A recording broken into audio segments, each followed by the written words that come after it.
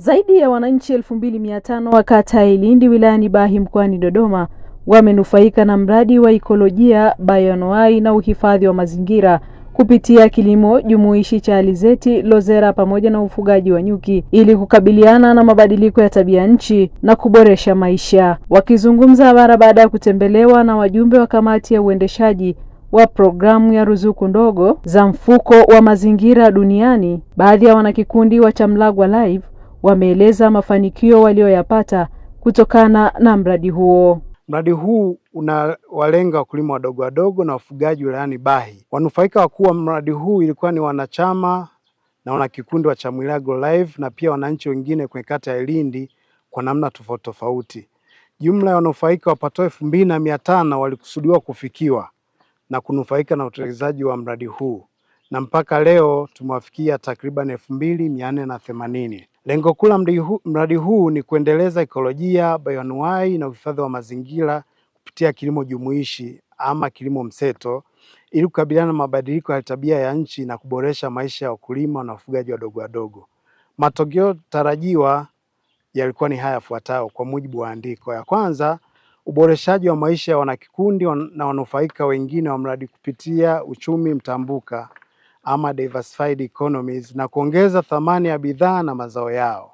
Elimu, maarifa na stadi endelevu kwa wakulima na wafugaji kuhusu ekolojia, bioanuwai, uhifadhi wa mazingira na kukabiliana na mabadiliko ya tabia ya nchi. Punguzwa kwa umaskini wa kipato miongoni mwa walengwa wa mradi kupitia shughuli za kilimo na ufugaji zenye tija zaidi na zinazozingatia uhifadhi wa mazingira na uwezo wa kukabiliana na mabadiliko ya hali tabia ya nchi. Ufahamu na maarifa kwa wakulima juu ya kutekeleza kilimo jumuishi kinachozingatia uhifadhi wa mazingira, ekolojia, bioanuwai na mabadiliko ya hali tabia ya nchi.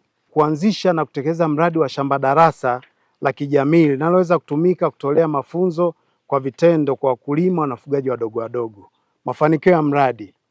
Namba moja, mradi umewezesha kuanzishwa kwa shamba darasa lenye ukubwa wa ekari 13 kwa kijiji cha Mindola, ambapo kilimo jumuishi cha alizeti, rozela, choroko na ufugaji wa nyuki vimefanyika kwa mafanikio makubwa na wengi kufika kujifunza. Jumla ya wanufaika 2480, wanawake 1250, vijana 850 na wanaume 380 wameweza kupatiwa mafunzo kwa vitendo juu ya namna ya kuenzi, kuhifadhi na kuendeleza ekolojia, bioanuwai na uhifadhi wa mazingira kupitia kilimo mseto na ufugaji wa nyuki. Jumla ya vikundi vya wakulima 22 vilivyosajiliwa wilayani Bahi vimepatiwa mbegu bora za alizeti na mafunzo kuhusu kanuni za kuzingatia kwa msimu wa kilimo wa mwaka 2026. Watu waliona umuhimu na wakaelewa kuwa ukipanda alizeti ukaweka mizinga, kwanza unavuna mazao mawili kwa wakati mmoja. Utapata asali, pia utapata alizeti. Kwenye alizeti utapata mashudu, utapata mafuta. Kwa hiyo mazao yanaongezeka. Kwa hiyo wakulima wetu saizi tayari wanauelewa na wameshaelewa, na tumepokea mbegu kwa moyo mmoja na wanakikundi wote wameshapanda mbegu na zimeota.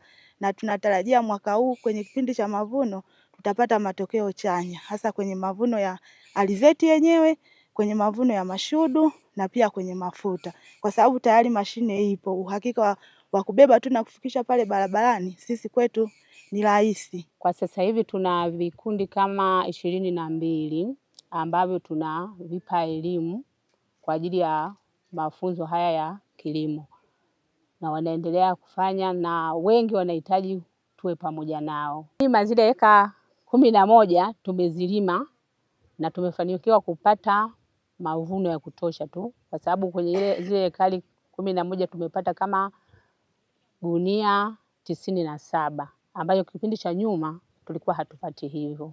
Na wanakikundi kwa kweli wengi wamefaidika kwa njia tofauti tofauti kama hivyo, wengine wamepata mbegu, na bado tutakapoingia kwenye kukamua alizeti tutaangalia jinsi ya wanachama. Kwanza wanachama watafaidika kutokana na zile bei tutakazokuwa tumepanga pale kwenye mashine.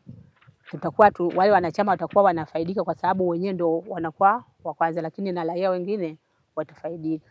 Kwa kweli tunaona kwamba ni mradi umetusaidia sana kwa sababu mafuta sisi tulikuwa tumezoea tukupata tuende tukakamue wapi, lakini sasa kwa sababu mashine imekuja hapa kijijini itatusaidia sana, hususa kwa wanawake. Tulikuwa tunahangaika sana mafuta, labda mpaka ufate mjini, ufate mashine mdemu, lakini sasa iko maeneo yetu. Kwa upande wake Dr. Damas Mapunda ambaye ndio msimamizi mkuu wa programu ya ruzuku ndogo, yani Small Grants Program za mfuko wa mazingira duniani GEF, kutoka ofisi ya makamu wa rais, mradi unaotekelezwa na shirika la maendeleo la Umoja wa Mataifa UNDP, anasema lengo la ziara yao ni kuangalia utekelezaji wa miradi na namna inavyonufaisha wananchi kiuchumi sanjari na utunzaji wa mazingira.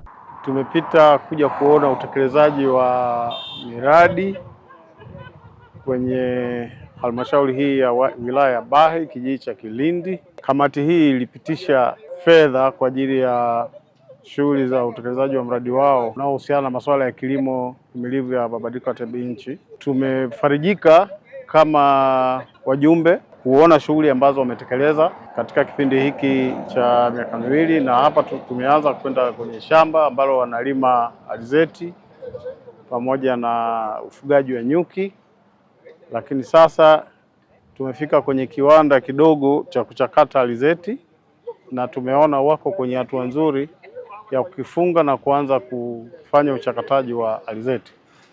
Kwa ujumla tumeona shughuli zao wamefanya vizuri kwa ujumla wake, shughuli zote zikiwa za uoteshaji wa kitalu cha miti, shughuli za shamba, uanzishaji wa shamba hilo la alizeti na kadhalika, pamoja na hatua hii ambayo wamejenga kiwanda kidogo cha kuchakata alizeti na mashine ambazo ziko tayari kwa ajili ya kufungwa. Kwa hiyo tunaona kabisa kwamba shughuli ambazo wamezifanya zinaleta tija, na vile vile bahati nzuri kabisa tunaona kuna matokeo makubwa, kwa sababu tayari pamoja na kwamba kikundi hiki kina watu 50, lakini kimeshafikia zaidi ya watu 2500, almost 2480, karibu 2500, ambao kupitia mradi huu wananufaika kupitia kilimo, kujifunza kilimo endelevu na himilivu kwa mabadiliko ya tabia nchi, lakini pili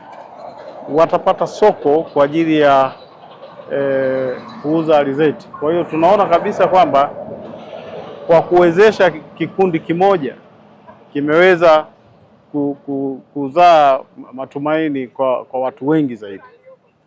Kwa hiyo kama kamati tunaona kwamba kuna tija, kwamba fedha zilizoidhinishwa ambazo ni takriban dola 50,000 ambazo ni zaidi ya milioni 130 ambazo zimetumika na kikundi hiki. Kwa hiyo tunaamini kwamba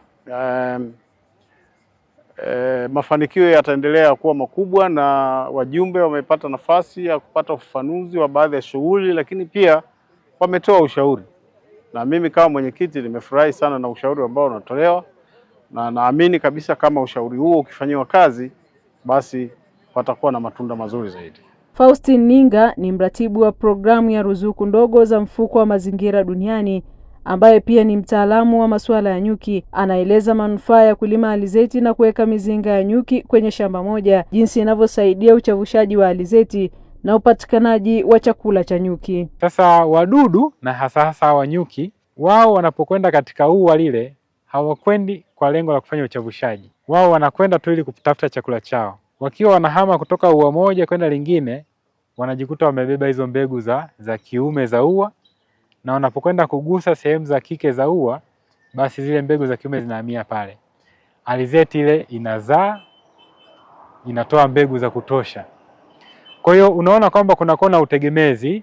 Alizeti inategemea hawa wadudu, hawa nyuki, ili iweze kuwezesha huo uchavushaji, lakini nyuki pia zinategemea hiyo alizeti ili kuweza kupata chakula chake. Na hii kwa kitendo cha kuweza kuwa na manzuki ama mashamba ya nyuki katika shamba la alizeti, maana yake hawa nyuki wanapata chakula sehemu ya karibu zaidi, kwa sababu maua wako nayo hapo jirani. Mradi huo unaotekelezwa kwa kipindi cha miezi 18 kuanzia Septemba 2024 ulipata ufadhili wa dola za Kimarekani 50,000, na taasisi zinazotekeleza miradi hiyo zimejengewa uwezo na taasisi isiyo ya kiserikali ya Jumuiko la Maliasili Tanzania TNRF.